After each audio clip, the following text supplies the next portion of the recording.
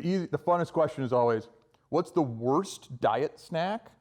So like, having gone to a lot of trade shows, I have tried so many just like gross things. They're like, no, it's really healthy. I'm like, but it's gonna taste like ass. I'm like, no, but it's healthy.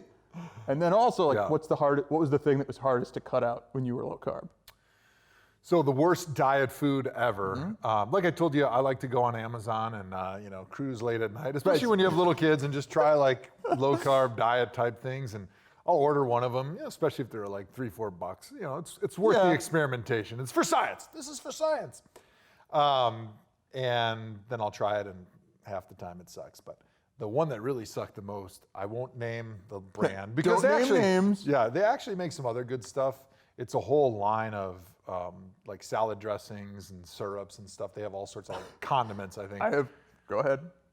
It's a zero carb condiment and syrup line. Their syrup is amazing. Their ranch dressing that's 0 calories, it tastes like some type of nuclear waste that had been sitting underground after Chernobyl for like decades of absorbing dog rotting bones. Those radioactive dog feces in the ground, that's what's in your salad. Preferable to this ranch dressing from this company. So I wouldn't recommend that. But their syrup is actually something that I still use on pancakes, which is my media professional transition to the hardest thing to give up. I did love breakfast. I loved breakfast. Yeah. I was always a breakfast guy, but now that I don't eat it very regularly, I don't miss it. But when I do eat breakfast, I go ham on pancakes and like a brioche French toast with like smothered in syrup and butter. And butter. What I usually do is, and this is when it's like pancake day on the weekends, and sometimes Dad will eat some too, but when I'm making pancakes for the kids, I'll take a glass measuring cup, I'll put like a full stick of butter in there, and then I'll just cover it in syrup, and then I'll put it in the microwave, and I microwave it for like a minute, and it kind of condenses together and it caramelizes a little bit, and then I pour that on the kids' pancakes, and then I pour that on my pancakes. And so giving up pancakes and French toast in the morning was probably like the most challenging thing going low carb. But actually there's a lot of brands out there nowadays that have done a good job coming out with alternative, like low carb breads and pastas and stuff like that. It's a market that is like when we first started, the craziest thing, and I give my wife full credit, she was the one that spotted the keto trend. So when we launched this in 2018, like if you searched keto snacks on Amazon, there's nothing there. There was nothing. Like even I've been doing keto for like, I don't know, 18 months, 2 years, kind of since I retired. There was like hardly anything. Right. So we just part luck, part skill, and she timed it perfectly. And so we were like this big Amazon thing. We were Amazon's choice for keto snacks. We're like, wait, what? Like, now part of it is, and like it's gotten way more competitive, but we sort of have that like legacy component of like, we're Amazon's keto thing. Yeah. And it's always funny to do competitive research and like what else is out there, or we get other companies reaching out to be like, hey, do you want to cross promote and do this? And they'll send us stuff, and we're just like, how do I politely tell you your product is terrible? Like, and it's always easier via email. Be like, I don't think it's a good fit, and all the rest. Doesn't work for us. The toughest is at trade shows because it'll be the people next to you you're in your booth all day for 3 straight days, and they're next to you, and like you look at it, you're like, I don't want to eat that. Like, but you have to because like you have to be polite. You want the no thank you, but you're like,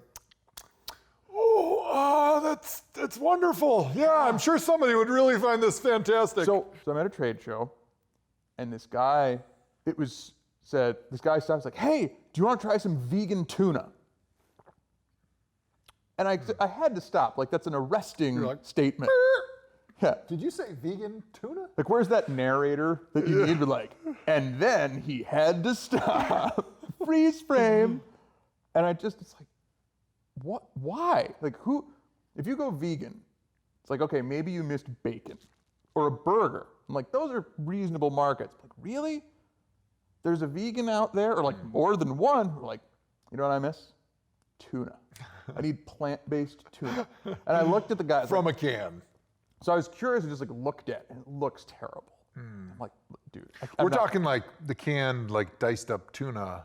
Right, like that's Like not you'd exactly. put on a salad or a sandwich, right? Yeah, like- We're not talking like tuna slices, like a tuna As fillet. in, like, bumblebee tuna is not something you're gonna be like, Sure. oh man, I'm high on the hog. I'm gonna have a tuna salad. It's like, nope. It's still chunk tuna in a can. And so we're there. I was like, look, I don't want to eat this. Like, I just thank you, but no. And again, like because we're all exhibitors, you try to have to be polite. And he's like, oh come on, it's actually pretty good. No man, it's not gonna be pretty good. I'm really confident. I'm it's really not. trying to be nice, but the niceness is going to end here pretty soon with your vegan tuna. And so, but again, he's like, come on, don't you want to try everything once? And he got me with that. He's like, all right, I'll try it. And so he made this little tuna salad thing on a cracker, and I just took one bite. It was that bad? What was worse, the texture or the flavor? Flavor. The flavor Oh was yeah, just like dreadful. because like think about the texture of tuna in a can. It's like, all right, whatever. The taste. Well, that's what I'm wondering. It's already kind of like down there. So if it was below that, that would be pretty bad. It was like if you took texturally, it was like wet cardboard. If the outside was still a little bit crunchy. So like this weird like juiciness Ooh, inside. they've added the crunch. I see they've taken it to a new level.